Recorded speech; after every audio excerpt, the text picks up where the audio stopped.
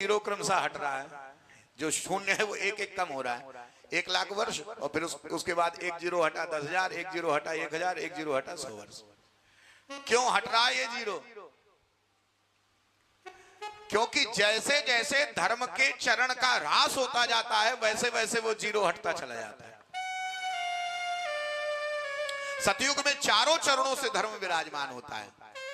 तो जब सत्यम शौचम दया दानम चारों चरणों से धर्म आश्रित होता है जीव, तब 1,00,000 वर्ष की आयु होती है और उसकी गमन करने की सामर्थ्य ब्रह्मलोक तक की होती है। वो ब्रह्मलोक तक गमन कर सकता है। मानसिक संवाद, मन से मन की बात जान लेने की सामर्थ्य होती है। किसी ने किसी भी प्रकार से और मन से कोई विचार किया, सामने जान लिया गया, क्योंकि उसके जीवन में जिसके पास धर्माचरण है वो मन से मन की बात जान लेने का सामर्थ्य प्राप्त होता है। कब? जब ये चारों चरण होते हैं, सत्य शौच दया दान, चारों चरण हैं। सत्यनिष्ठ है, शौचाचार जिसका परम पवित्र है,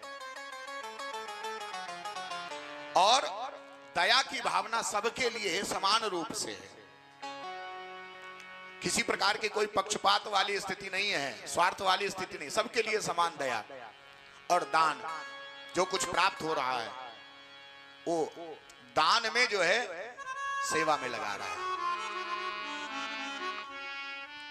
दान का जब विधान आता है तो कहते हैं भाई कितना, तो शास्त्र तो ये कहते हैं और संत ये बताते हैं, भगवान ये कहते हैं, अपने शरीर में जितने से तन ढक जाए और जितने से हमारा उदर भर जाए, इसके अतिरिक्त जो कुछ भगवान ने हमें प्रदान किया है वो सिर्फ दान के लिए और सेवा के लिए प्रदान किया है। उसके अलावा उस पे हमारा अधिकार नहीं है। जितने से शरीर ढक जाए और जितना हमारा उदर भर जाए, उसके अलावा सब सेवा के लिए। परिवार की सेवा, समाज की सेवा, राष्ट्र की सेवा, गौ सेवा, संत सेवा आदि सब प्रकार से सेवा धर्म के लिए ही हमें जो कुछ प्राप्त हुआ है वो सेवा के लिए है। लेकिन हम संग्रह बुद्धि रख करके और खूब संग्रह कर लेते हैं, उसे सेवा में नहीं लगाते। अंततो गत्वा उसका केवल दुरुपयोग हो जाता है।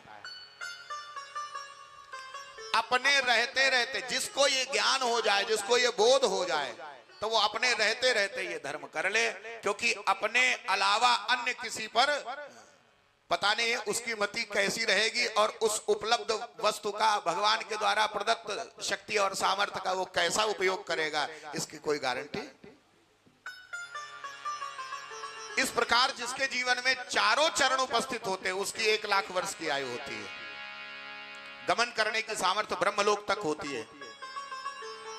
मन से मन की बात जान लेने की सामर्थ्य होती है। इस प्रकार की सामर्थ्य त्रेता युग में एक चरण चला गया, 3 चरण शेष रह गए धर्म के। जब 3 चरण शेष रह जाते तो एक जीरो गायब। फिर जैसे धर्म का एक चरण छीण हुआ तो कम हो गई आयु, 10,000 वर्ष की आयु। अब ब्रह्मलोक तक गमन करने की सामर्थ्य नहीं, स्वर्ग लोक तक जाने की सामर्थ्य रहती है। और मन से मन की बात जानने की सामर्थ्य नहीं, केवल दृष्टि से जो दिखाई दे गया उसकी स्थिति जानी जा सकती है,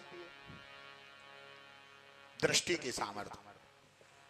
फिर जैसे द्वापर युग आता है, द्वापर युग में 2 चरण शेष रह जाते हैं धर्म के, तो एक जीरो और गया, 1,000 वर्ष की आयु। वैसे देखो जैसे जैसे धर्म क्षीण हो रहा है वैसे वैसे आयु और शक्ति भी क्षीण होती चली जा रही है। फिर स्वर्ग लोक तक, ब्रह्मलोक तक जाने की सामर्थ्य नहीं रहती, फिर तो केवल सुमेरु पर्वत तक जा सकते हैं।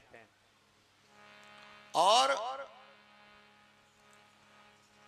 मनसा की शक्ति, दृष्टि की शक्ति समाप्त हो जाती है। फिर वाचा की, वचन से जो कुछ कहा जाए वो शक्ति प्रभावी होती है। और जब ये कलयुग आ गया तो 3 चरण गायब, एक चरण केवल शेष रह गया है। और एक चरण के कारण जैसे तैसे धर्म हो रहा है। जैसे तैसे गोस्वामी तुलसीदास जी को जैसे तैसे लगाना पड़ा। प्रगट चार पग धर्म के कलिमहु एक प्रधान, एन केन विधि दीन है दान करे कल्याण। एन केन